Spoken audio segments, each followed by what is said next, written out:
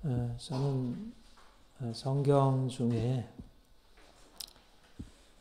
가장 중요한 구절을 꼽으라면 이 갈라디아 2장 20절을 꼽을 수 있을 것 같아요. 우리가 주님을 믿고 주님이 누구신지 또 주님 안에서 우리가 어떻게 살아야 하는지 성경은 굉장히 다양하게 얘기를 하고 있고요. 진짜 너무 이제 여러 가지를 얘기를 해서 그 중에 어떤 것이 중요한지 사람들이 나름대로 성경을 읽고 이게 너무 좋다. 이 말씀 내가 붙들었더니 내 인생 안에 이런 변화가 일어났다. 이런 간증들을 많이 하고 각자 그 은혜 받은 구절들을 얘기를 하잖아요. 그런데 저는 무엇보다 중요한 진리, 성경의 중요한 진리, 복음의 중심이 내가 그리스도와 함께 십자가에 못 박혔나니 그런즉 이제 내가 사는 것 아니요 내 안에 그리스도께서 사시는 것이라는 이 고백이 우리의 존재, 우리의 신앙 안에서 우리의 어떤 삶의 방향, 이 모든 것을 말해주고 또 우리가 이것을 깨달았을 때 정말 놀라운 일이 내 안에 일어났구나. 그리고 내가 이렇게 사는 것이구나. 이제 그 의미를 깨달을 수 있다고 생각을 해요. 어떤 사람은 예수 믿는 게 너무 좋아. 예수 믿어서 나는 너무 행복해. 그런 사람이 있고 예수 믿고 내가 하나님의 자녀가 되었고 나는 천국 갈 수 있다 생각을 하지만 글쎄 내 삶에는 믿음이라는 게 그렇게 큰 어떤 살아있는 의미로 잘 느껴지지가 않아. 이런 사람이 이런 신자가 있다고 생각을 하는데 근데 왜 이렇게 달라질까? 무엇이 그것을 나눌까?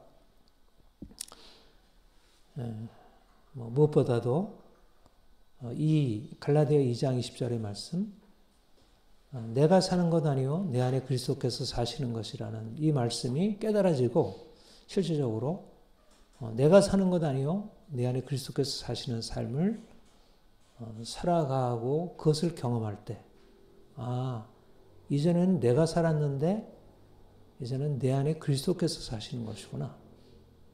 내가 살고 있지만 나라는 주체가 아니라 그리스도라는 새로운 주체가 내 인생을 이끌어 가시고 내가 그분 안에 있구나.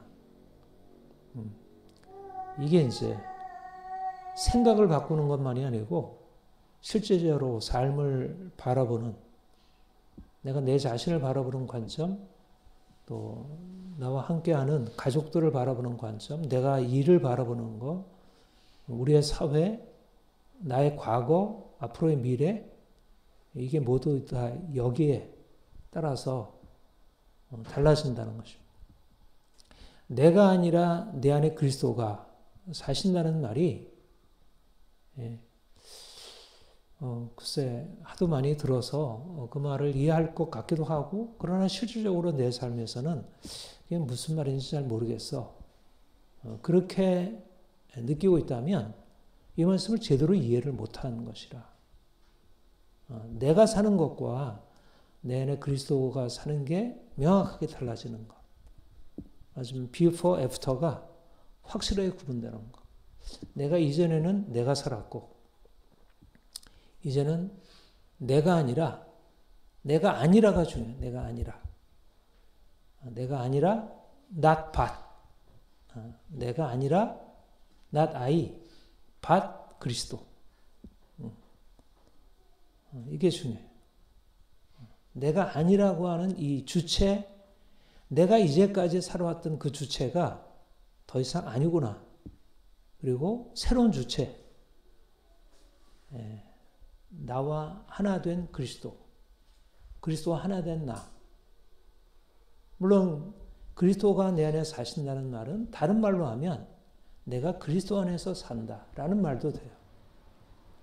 내가 아니라 이전의 내가 아니라 이제는 그리스도 안에 있는 내가 살아가고 있다. 내가 살지만 내가 그냥 사는 게 아니라 그리스도 안에서 살고 있다. 이 비포 애프터가 확실하고 그리고 계속 살아갈수록 내가 아니구나라는 게 더 분명하게 깨달아지고 내 안에 그리스도께서 사시는구나. 내가 그리스도 안에 살고 있구나라는 게 더 선명하게 알아지면 그러면 내가 예수를 믿는다는 것이 내가 예수 믿기 이전과 이렇게 달라지는 것이고 또 앞으로 달라질 것이고 그리고 예수 믿지 않아서 뭐 인생 나름대로 잘 풀린다고 하는 사람과 비교할 수 없는 엄청난 복을 내가 누리고 있구나. 그렇게 인정하게 되는 거예요. 이런 일이 잘 진행이 되고 있습니까? 더 잘 진행이 되길 바라고 더 온전해지길 원합니다. 내 안에 있는 그리스도께서 내 안에 사신다는 것이 얼마나 놀라운 것인지.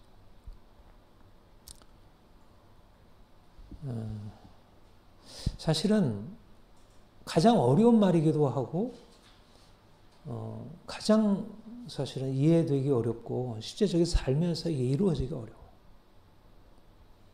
사실 인간이란 존재의 가장 중요한 것은 뭐냐면 나라는 주체, 이걸 자아라고 하죠.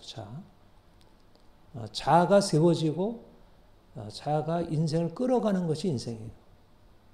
자아가 약한 사람은 인생이 힘들어요. 어린아이가 자아가 없으면 인생을 살아갈 수가 없어요. 이제 우리가 그런 얘기 하잖아요. 어린아이가 태어나면서는 나와 엄마가 하나예요. 그야말로 내가 엄마 안에, 엄마가 내 안에 있어요. 완전히 그 엄마와 융합이라고 하죠. 그런데 이제 아이가 성장하면서 1살부터, 2살부터, 3살, 이때 자아라는 게 형성이 돼요. 나라는 게 형성이 되며 아니야, 내가 할 거야. 이런 말을 하게 되고, 근데 그거를 아이가 못 되진다고 생각하지 않고 신기하고 그러면서도 굉장히 인간이 이런 존재구나라는 것을 깨달아야 돼요. 나라는 것을 알게 되는 게. 그러니까 나라는 것이 생긴다는 것은 굉장히 긍정적인 거예요. 내가 엄마와 하나 되었다가 엄마는 엄마고 나는 나라고 하는 거. 내가 엄마한테 의존하고 있지만 나는 나로서 살아야 한다는 것을 인정하는 것. 그거는 한편 어렵기도 하고 좀 좋기도 하고 한 거예요. 왜냐하면 엄마와 내가 전에는 하나이기 때문에 엄마 안에 있는 모든 것이 내게 그냥 다 허락되어진다는 이 융합의 관계 속에서는 인생의 고통과 좌절이 있다 하더라도 하드의 문제가 안 됐거든요. 이때는 엄마가 다 책임져 주니까. 근데 내가 엄마로부터 분리되어서 나라는 개체, 자아가 형성되면서 내가 주인 되는 인생을 살아가니까 굉장히 좋아요. 새로운 경험이에요. 그런데 내가 혼자 내 힘으로 인생을 살아간다는 것을 알게 되면서 너무나 힘든 거예요. 그래서 아이가 엄마한테 떨어지려고 하잖아요. 아이가 유치원 안 가려고 막 이제 하는 게 그동안은 엄마가 다 해줘야 되는데 이제 유치원 가서 선생님한테 이래라 저래라 말 듣고 뭐 내가 해야 되니까 힘들어요. 그러나 그 과정을 밟아가야 인간이 돼요. 그러니까 자아가 형성된다는 건 너무 긍정적이에요. 그리고 현실 속에서 청소년의 과정을 거치는 것도 자아가 강화되는 시기이고, 그래서 이제 자아의 정체성이 세워지고, 자기 정체성이 세워지고, 인생 살아. 그리고 현실 속에서 힘을 가지고 살아가는 사람들은 자아 능력이 강한 사람들이에요. 그러니까 뭔가 상대방이 요구하면 아니요 할 수도 있고, 자기를 주장할 수 있고, 이런 사람들이 힘있게 살아가요.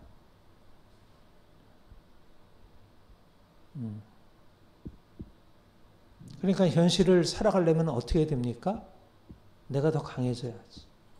내가 약하게 되면 결국 다른 사람 밑에서 하려는 대로 따라가야 되잖아요.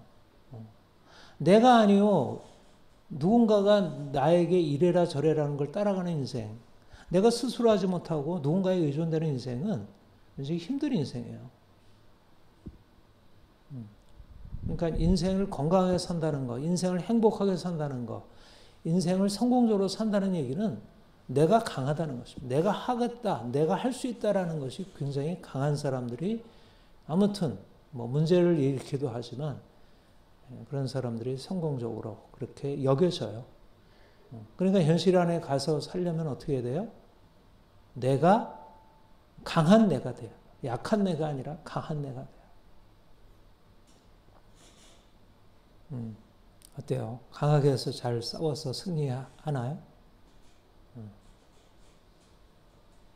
그런데 이게 인생인데, 우리가 알고 있는 인생인데, 주님 만나기 이전에 우리가 알고 있었던 인생인데, 주님 만난 뒤로 내가 주체가 되어서 인생을 살아가는 것에서 더 이상 계속하지 말라는 거. 그렇다고 해서 이제 뭐 다른 사람한테 밑에 가서 그 사람한테 종로로 타라는 거 아니지.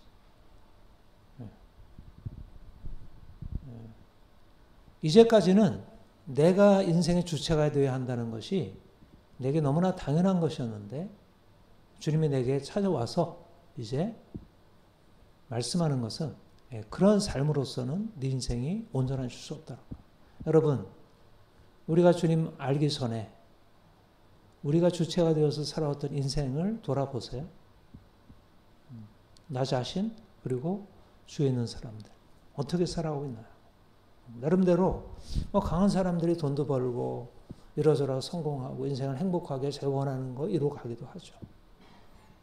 그러나 인생은 내가 주체가 되었을 때 수많은 나보다 더 큰 다른 수많은 과제들, 문제들 앞에서 좌절하고 절망하고 고통 가운데 있는 것. 왜냐하면 내가 주체가 되어서 내게 주어진 이 세상을 내가 원하는 것, 내가 원하는 행복, 내가 원하는 인생의 그 진정한 아름다운 것을 이룰 수가 없는 것. 말하자면 내가 주체가 된 인생은 분명히 이것 없이는 되지 않지만 너무나 많은 한계를 가지고 있다는 사실을 알게 돼요. 그러나 사람들은 이것 외에는 없으니까 어떻든 나를 붙들려고, 그리고 오늘날 이 세상은 더 내가 강하게 되어야 인생을 잘 살아갈 수 있다는 생각을 사람들한테 심어주고 있어요. 그런데 주님이 우리에게 오셔서 말씀하는 것은 이제 내가 주체가 되어서 내가 인생을 끌어가는 삶에서 이제 주님이 내 안에 오셔서 내 인생을 끌어가시고 나를 다스리시는 새로운 삶으로 옮기신다는 것입니다. 이제까지는 내가 무엇을 할 수 있고 내가 무엇을 해야 하고 하는 인생이었다면 이제는 내가 무엇을 할 수 있고 무엇을 해야 하는 인생이 아니라 주님이 내 안에 오셔서 그가 나를 위해서 행하시고 내가 이제 그분 안에서 하나님이 주시는 은혜 안에서 행하게 되는 새로운 삶이 주어지게 돼요. 우리가 지난주에 살펴봤던 대로 첫사람 아담이 자기 스스로 선택한 인생 안에 삶의 길이 결국 죄로 그래서 저주 아래 처하게 되었습니다. 모든 사람들이 아담 이후에 태어난 모든 사람들이 자기가 스스로 인생을 선택한다고 여기지만 내가 스스로 나의 주인이라고 생각했는데 사실상 주인이 아니라 오히려 죄가 나를 장악하고 그래서 삶이 수많은 저주와 고통 가운데 들어가게 되었어요. 그리고 이것을 해결하기 위해서 온갖 방법, 이러저러한 어떤 제도들, 이런 어떤 문명들을 만들어서 삶을 바꿔보려고 했지만 그러나 그게 또 나를 이렇게 속박하고 그러니까 나는 주체가 되어서 자유로워지는 게 아니라 오히려 나를 둘러싼 수많은 것에 눌려 사는 종이라는 사실을 알게 되었습니다. 사도 바울은 이것을 우리가 죄의 종이요, 사망의 종이요, 율법의 종이요 그렇게 말을 하고 있어요.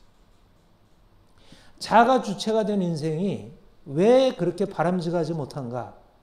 내가 주체가 된 인생이 왜 바람직하지 못한가? 왜 우리가 주님 만나고 나서 더 이상 내가 아니오라 말아야 되는가? 내가 살아가는 인생은 살기를 원하고 행복하기를 원하고 성공하기를 원하고 잘 되기를 원하지만 그러나 내가 원하는 꿈을 이룰 수 없다는 것.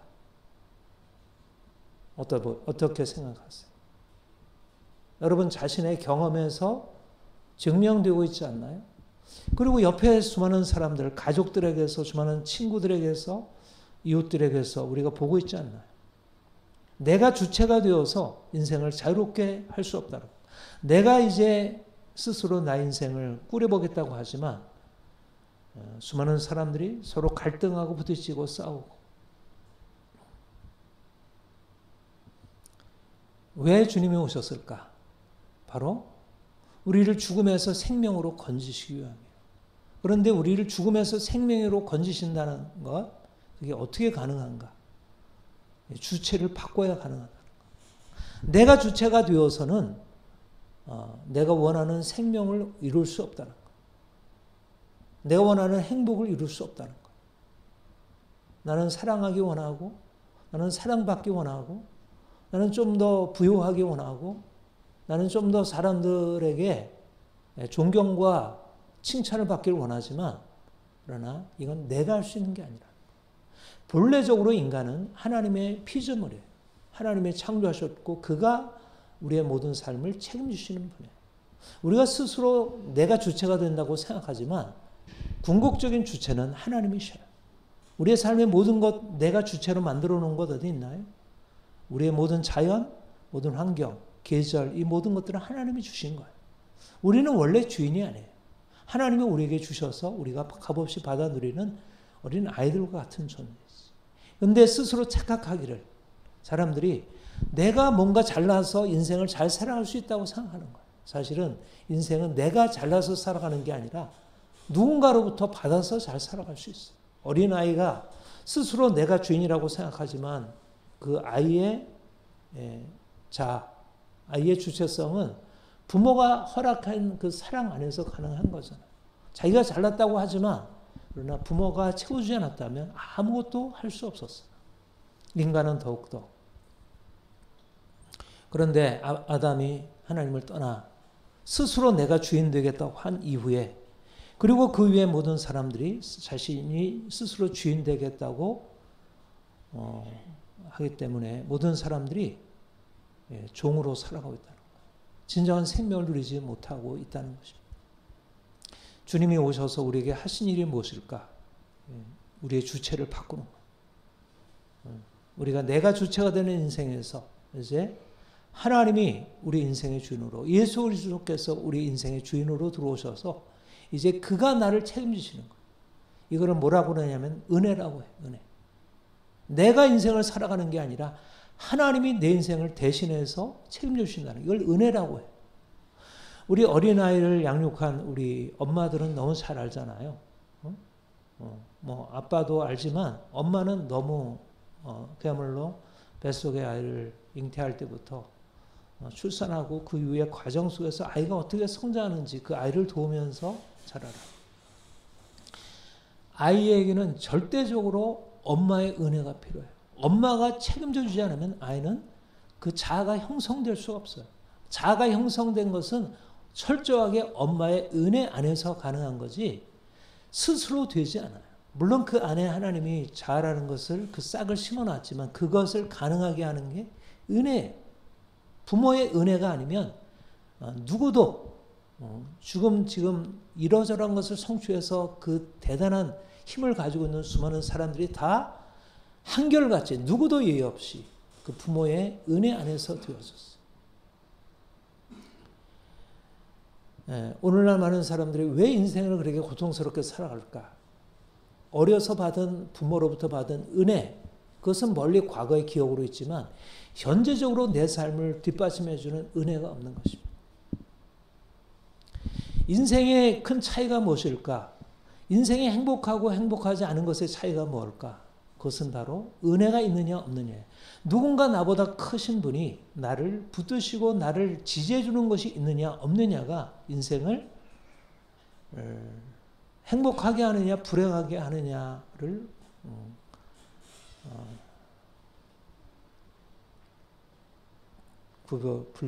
구별하게 해요.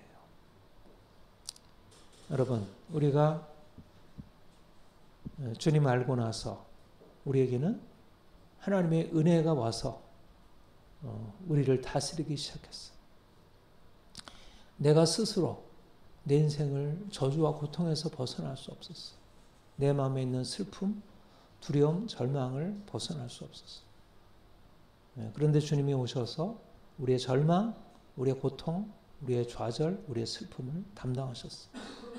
그게 십자가 앞에 나아가 우리가 행한 것이 없음에도 불구하고 우리를 다 받으시는 그 놀라운 것이 우리를 절망해서, 우리를 두려움해서, 우리를 고통해서 우리를 건지셨어.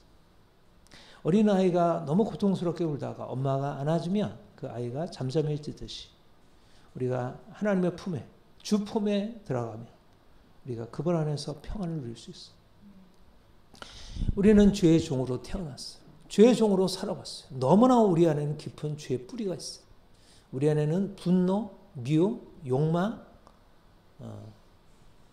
온갖 악함이 우리 안에 내장되어 있어요. 이거는 뿌리 뽑혀지지가 않아요. 누구도. 그런데 주님이 그 십자가로 우리를 치유하시고 우리를 죄에서 우리를 건져주시고 우리를 깨끗게 하시고 자유케 하시고 내 인생의 성격을 내가 고치려고 하면 아무리 노력하고 했어도 고칠 수 없는데 주님이 오셔서 우리를 바꾸시는 것입니다. 말하자면 너무나 확실하게 대조가 되는 것은 내가 스스로 인생을 고치려고 하면 그 절망과 좌절에서 벗어날 수 없고 나에 있는 악함에 대해서 내가 해결할 수 없는데 주님이 내 인생에 들어오셔서 그분이 행하시기 시작한부터 마치 스스로 자신의 병을 가지고 이러저러하게 노력하고 애써도 바꿀 수 없던 사람이 좋은 의사에게 나아가 그분의 치료를 받으면서 말끔하게 고침받을 수 있듯이 중요한 것은 병든 자에게 필요한 것은 의사가 필요한 거예요. 병든 자에게는 돈이 필요한 게 아니고 사람들의 조언이 필요한 게 아니고 지식이 필요한 게 아니고 의사가 필요해요. 인간이 가지고 있는 그 고통의 문제를 해결할 수 있는 것은 자아로 될 수 있는 일이 아니에요. 세상의 법으로 될 수 있는 일이 아니에요. 철학으로 될 수 있는 일이 아니에요. 인간이 죄로 말미암아 하나님의 진노 아래에 놓여 있는 인간의 그 근원적인 문제는 오직 예수 그리스도의 십자가 외에는 없어요. 그가 우리를 위하여 죽으셨고 그가 다시 사셨다는 것 외에는 어떤 해결책도 없어요. 그러니까 사람들이 삶의 이러저러한 삶의 문제들을 과학으로도 해결하고 의학으로도 해결하고 뭐 돈으로 해결하고 뭐 법으로 해결하고 하지만 그러나 근본적으로 내가 인생을 붙들고 있는 한 결국 율법 아래 종노릇하게 되고 죄 아래 종노릇하게 되고 사망의 종노릇하는 삶을 벗어날 수 없는 것입니다. 내가 아니라 그리스도. 이전에 내가 살던 삶을 이제 주님께 양도하고 내가 죽고 주님이 내 안에 사시는 삶으로 내가 주체가 되었던 내가 이제 죽음으로 넘겨지고 주님이 내 안에 오셔서 그분의 삶을 살아가실 때 여러분 제가 뭐 컴퓨터에 관련해서 문제가 생기면 우리 아이들에게 나는 아무리 싫으면도 안 되는 일인데 우리 바울이나 요한에게 가서 이거 좀 어떻게 좀 도와달라 그러면 뭐 이렇게 가서 이것저것 찾아보더니 그냥 고쳐주는 거예요. 별 큰 전문가도 아닌데. 그러니까 말하자면 사실은 제대로 된 사람이 누군가 도움이 없이는 인생을 살아갈 수 없어요. 근데 사람들이 교만해서 실제적으로 인생의 정말 중요한 문제를 우리가 내가 할 수 있다고 착각하고 있는 거예요. 그리스도께서 이미 우리에게 새로운 길을 열어놓으셨는데 죽음에서 생명으로 들어갈 수 있는 길을 열어놓으셨는데 죄에서 나와서 정말 진정한 인간다운 삶을 살아갈 수 있는 길을 열어놓으셨는데 여러분 주님 안에 생명이 있습니다. 나를 포기하고 주님께 나를 맡기면 그가 생명을 주시는 거예요. 어린아이에게 생명은 엄마예요. 어린아이에게 생명은 엄마예요. 우리에게 생명은 예수 그리스도, 그가 우리의 주가 되시는 것입니다. 나의 주도권을 그분께 양도하는 거예요. 주님, 나를 도와주세요. 나에게는 당신이 필요해요. 주님, 주님이 나에게 말씀해 주세요. 내가 그대로 따라가겠어. 내가 아니요 주님이십니다. 내가 사는 것 아니요 이제 주님이 사시는 것입니다. 이 고백을 하면 이 고백을 계속 살아가는 거예요. 매일매일의 삶에서 이 고백을 적용하는 거예요. 내 삶에 부딪힐 때마다, 문제가 부딪힐 때마다, 내가 무엇인가 하려고 할 때마다 이것을 적용하는 거예요. 내가 하고 있는가 아니면 내 안에 그리스도께서 하고 계신가. 그러면 인생이 자유로워지기 시작해요. 그동안에 내가 붙들고 하면 뭔가 자유로워졌다가 또다시 묶여요. 전혀 다른 방식으로. 그런데 주님이 들어오셔서 주님이 하실 때 비로소 여러분 인생을 알아갈수록 너무 복잡해요. 너무 복잡해요. 인생은 그야말로 고등동물 중에 고등동물이에요. 작은 박테리아 하나도 엄청난 사실은 그 안에 생명의 유기적인 연결성이 있어요. 인간은 엄청난 고등동물이에요. 인간의 필요와 이 모든 것을 채울 수 있는 것은 몇몇 가지가 아니에요. 과거에는 과거의 방식으로 인류 정도 했고 오늘날은 오늘날 방식으로 하지만 오늘날의 방식은 과거보다 뛰어나지 않아요. 인간이 무엇을 할 수 있다는 것은 그거는 어리석은 생각이에요. 주님이 오셔서 우리에게 이미 새 일을 행하셨는데 그가 우리에게 생명의 근원이 되셨는데 왜 생명 아닌 것을 붙들고 있겠어요? 우리가 세상에 오늘날 주체를 얘기하고 자아를 얘기하는 이 세상에 대해서 아니에요. 인간은 주체가 아닙니다. 인간은 자아로 살아갈 수 있는 존재가 아닙니다. 자아는 무력하기 짝이 없어요. 요즘 포스트 모던 사회가 말하는 것은 인간의 자아가 주체가 아니라는 거예요. 과거는 자아가 주체라고 얘기를 했어요. 근데 오늘날 자아는 주체가 아니라는 거예요. 인간은 온갖 것에 매여있는 결정되어 있는 존재라는 거예요. 이것이 오늘날 철학이 말하는 사상이에요. 포스트 모더니즘, 과학주의가 다 그 얘기를 해요. 인간은 그렇게 대단한 존재가 아니라는 거예요. 그게 주체가 만들어낸 세상이에요. 사람들이 자기가 주체가 될수록 나는 종이라는 사실을 깨닫게 돼. 경험적으로 내가 무언가를 할 수 있다고 생각했는데 삶은 결코 내가 생각하는 대로 될 수 없다는 사실 앞에 점점 무력하게 돼. 여러분 사람들 요즘 사람들이 어때요? 인생에 대해서 할 수 있다는 생각이 가득 차 있나요? 점점 더 할 수 없다는 생각이 강해져요. 옛날보다 더 그래요. 옛날 저 때나 호모사님 때나 우리 요즘 40대 이때보다 훨씬 더 인생을 할 수 없구나. 너무나 할 수 없는 걸로 차 있구나. 그런데도 사람들은 내가 무엇을 할 수 있어. 내가 하겠어라는 것을 내려놓지 않아요. 어리석어요. 정말 어리석어요. 할 수 없다는 것으로 너무 분명하게 인정하면서도 그래도 내 마음대로 하겠어. 나는 내 인생의 주인 된 것을 결코 포기하지 않겠어. 그러니까 이 세상이 얼마나 어리석은지 몰라요.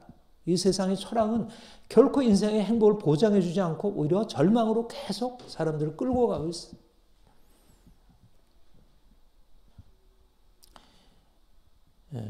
이제 내가 사는 것 아니요 내 안에 그리스도께서 사시는 것이라. 그리스도께서 사시는 것의 핵심은 뭘까요? 그 생명의 핵심은 뭘까요? 그리스도께서 사시고 내가 그리스도 안에서 사는 게 무엇일까요? 사랑의 경험. 그러니까 기독교 신앙은 너무 평범해요. 삶을 고통에서 건져주는 거, 삶을 자유롭게 하는 거, 생명, 사랑, 너무나 평범한 말이에요. 그러니까 기독교 신앙은 가장 초월적인 말씀인데 우리의 삶에 가장 근원적인 필요를 채우시는 거예요. 너무너무 놀라워요. 우리를 살리셔서 우리를 자유롭게 하셔서 그분이 우리를 어디로 이끌어 가시나? 사랑 안에 이끌어 가시는 거예요. 그 사랑 안에 두시는 거예요. 여러분 내가 죽고 주님이 내 안에 사신다고 할 때 그 주님이 누구시냐면 나를 위하여 자기 자신을 내어주신 사랑의 주님이시죠. 우리가 그분 안에 산다는 것은 무공 멍에 아래서 이제까지 살고 누군가 아래 살고 있다는 것. 내가 아니라 누군가 다른 이가 나의 주체가 된다는 것의 의미는 우리가 생각하는 의미는 어떤 거예요? 자유롭지 못한 거잖아요. 내가 사랑을 빼앗기는 거잖아요. 그런데 주님이 내 안에 산다. 이것은 나의 사랑 안에 거하라는 거예요. 그분의 사랑으로 우리를 이끌어 가신다는 거예요. 그가 우리의 주가 되시면 이제 그분의 사랑 안에서 우리가 산다. 이제까지 우리 인생이 왜 이렇게 고통스러웠나요? 고통의 원인이 여러 가지, 돈도 없고 뭐 이러저런 여러 가지 원인이 있었겠지만, 그러나 가장 큰 원인은 사랑의 결핍이에요. 사랑받지 못했으니. 우리 지체들, 우리 성도들의 경험이고 저의 경험이고 다 문제를 거슬러 가서 보니까 뭐 심리학이나 이런 정신분석 이런 것을 통해서 더 분명하게 자기 자신이 지켜보니까 결국 사랑받지 못한 것이 인생의 고통의 근원이었다는 것을 알게 되었어요. 결국 생명이란 사랑받는 것이라는 것이 너무나 분명해요. 그렇죠? 우리 자녀들을 키워온 우리 엄마들은 너무나 잘 알잖아요. 사랑받는 아이는 너무나 행복해요. 내가 어린아이를 정말 사랑으로 키웠을 때는 아이가 행복하다는 것을 보게 돼요. 근데 엄마로도 아이를 사랑하고 싶은데 사랑이 잘 안 되잖아요. 너무 화가 나고 밉고 짜증나고 이러니까 사랑해주면 아이가 행복한 걸 알면서도 사랑하기 힘들어요.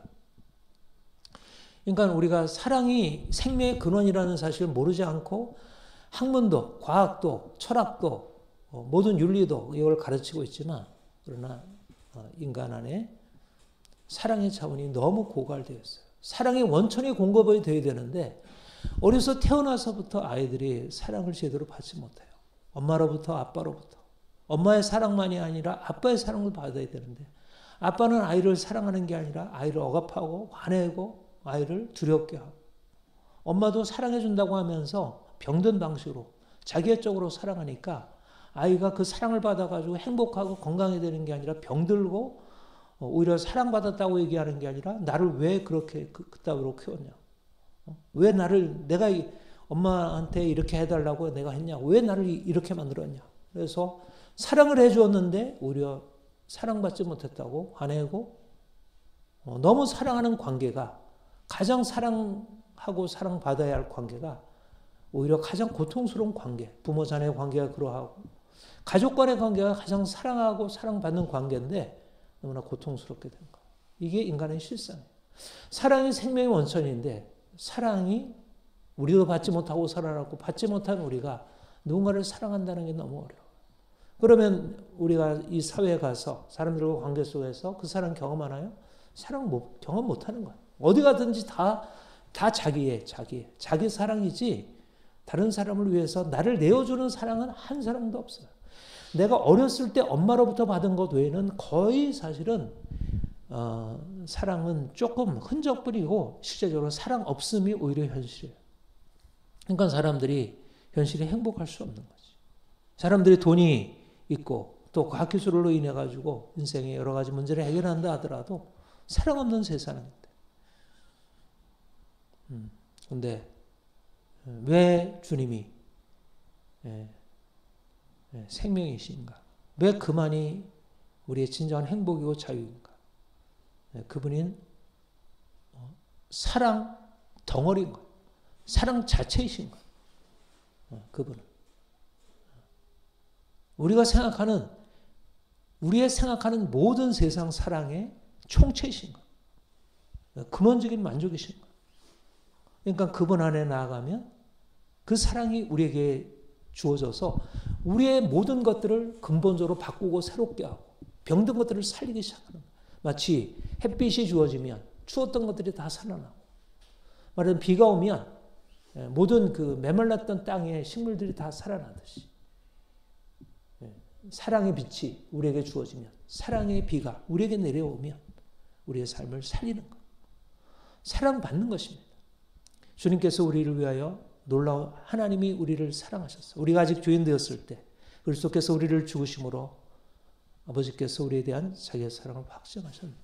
우리가 죄인 되었을 때 그 사랑을 나타내셨고 지금도 그 사랑으로 죄인된 우리를 자격이 있는 자가 아니고 사랑받을 수 있는 자격이 없는 우리를 그 사랑으로 받으셨어요. 그 사랑으로 우리를 붙드시고 있어요.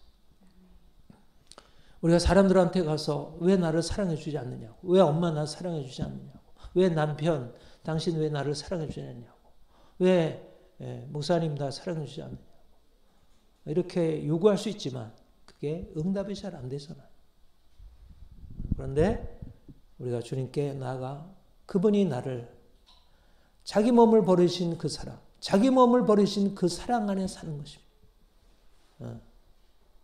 그리고 우리가 그 사랑으로 인해서 삶이 점점 변화되기 시작하는 거예요. 그 사랑은 우리를 그냥 오냐 괜찮아 이렇게 받아주는 게 아니라 우리를 훈련하고 우리를 징계하고 우리를 거룩하게 하고 높이 올리는 사랑. 그러니까 이것 또한 놀라운 일이에요. 놀라운 일. 이건 세상이 줄 수 없는 사랑이에요. 요즘의 사랑이 공감하는 사랑, 지지해주는 사랑 이거는 있지만 우리를 그렇게 광야의 과정을 통해서 훈련시켜서 저 높은 목표로 우리를 그리스도와 같이 만드는 이런 사랑은 세상에 존재하지 않잖아요. 이거는 너무 힘든 사랑이 아니라 이건 너무나 놀라운 사랑, 너무나 고귀한 사랑. 그 사랑이 우리를 변화시키고 우리를 새롭게 하는 거예요. 우리를 저 높은 목표로 이끌어가는 거예요. 우리가 전에는 별 볼 일 없는 존재였고 저 밑바닥에서 나만 위하여 살고 욕망에 매여 살고 정말 종처럼 살았는데 이제는 종에서 진정한 자유인이 되어서 거룩하게 살고 용기 있게 살고 능동적으로 살고 더 나아가서 이제 우리가 어떻게 됩니까? 사랑받은 자로서 사랑하며 살 수 있게 되는 거예요. 우리처럼 이렇게 사랑받지 못해서 갈급하던 우리가 사랑이 우리에게 주어져 있지 않아 아무리 해도 내가 생각할 수 있는 것은 사랑받은 외에는 생각할 수 없는 존재였던 우리가 이제 우리 안에 그 사랑이 채워지고 이제는 우리를 통하여 그 사랑이 흘러갈 수 있게 된다는 게 이게 얼마나 놀라운 기적이에요. 여러분이나 저나 다 약한 상태에서 출발하고 사랑받지 못한 그 결핍이 끈질기게 따라다녔는데 주님이 우리를 치료하시고 단지 치료해서 우리를 평안하게 할 뿐만 아니라 이제 사랑받지 못해서 사랑을 갈구하는 수많은 사람들에게 나아가 그 사랑을 전해줄 수 있는 사랑의 통로가 될 수 있다는 게 얼마나 놀라운 일이에요. 우리가 주님 안에 산다는 것은 내가 아니라 주님이 내 안에 산다는 것은 내가 살면 어떻게 사랑하겠어요? 내가 미운 사람 어떻게 사랑하겠어요? 나에게 그렇게 관심도 두지 않고 오히려 나에게 피해만 주는 사람 어떻게 사랑했어요? 나를 그렇게 고통을 주는 아이들을 어떻게 사랑했어요? 남편은 어떻게 사랑했어요? 그런데 내 안에 그리스도께서 사시기 때문에 사랑할 수 있는 것입니다. 나는 못해요. 나는 이제까지 그런 사랑 받아본 적 없고 나는 그럴 만한 수준이 아닙니다. 이게 내가 사는 사람이 고백할 수 있는 내용. 그게 솔직한 고백이에요. 나는 그런 거 못해요. 나는 나를 인정할 수밖에 없고 나한테 그거 기대하지 마세요. 그런데 내가 아니라 내 안에 그리스도께서 사시는 것이라고 하면 나는 할 수 없지만 나는 당신을 사랑할 수 없지만 내 안에 그리스도께서 나를 사랑하신 것처럼 나도 당신을 사랑할 수 있습니다. 나도 사랑하겠습니다. 의지적으로 선택하는 것. C.S. 루이스가 사랑은 감정이 아니라 의지라고. 선택이라고. 주님이 행하신 일입니다. 우리가 내가 삶으로서 인생이 망가졌던 인생이 이제 주님이 내 안의 삶으로 인생이 회복되고 살아나고 이제 사랑 없어서 고통스러워하던 인생에서 이제 사랑 없어 고통스러워하는 다른 사람에게 나가서 그 사랑 전해주고 그 사람을 살릴 수 있는 그런 놀라운 소명을 우리에게 주셨어요. 여러분, 우리는 보통 사람들이 아니에요.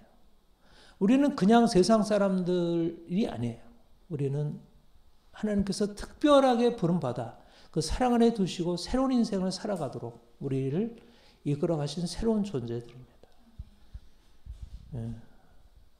주님이 우리를 위해서 행하신 일을 우리가 더 깊이 날마다 묵상하고 또 실제적으로 우리 안에 그런 생명의 놀라운 증거들이 나타날 수 있기를 더 기대하며 또 실제로 그렇게 행하며 살아가기를 원합니다. 기도하겠습니다. 하나님 아버지, 주께서 우리를 죽은 자이던 우리를 이제 죽음에서 살리셔서 산자 삼으시고 내가 살던 인생이 이제는 주님께서 우리 안에 사시는 새로운 인생으로 우리를 바꿔놓으셨습니다. 주님 여전히 내가 사는 인생을 고집하려고 하는 옛사람의 본성이 때때로 나타나고 그래서 또 자꾸 길을 잃게 되는데 주님 오셔서 내가 죽고 주님이 내 안에 사시는 삶을 날마다 계속하게 하옵소서. 주님이 우리를 사랑하심으로 죽음에서 생명으로 살리셨습니다. 우리가 날마다 그 사랑 안에 거하게 하시고 평강 누리고 생명 누리고 또 나아가 주님께서 우리를 살리신 것처럼 우리도 나아가 주의 사랑 나타남으로 죽어있는 사람들 살리고 병든 사람들 고치며 생명의 역사를 이루게 하옵소서. 감사드립니다. 예수님의 이름으로 기도합니다. 아멘.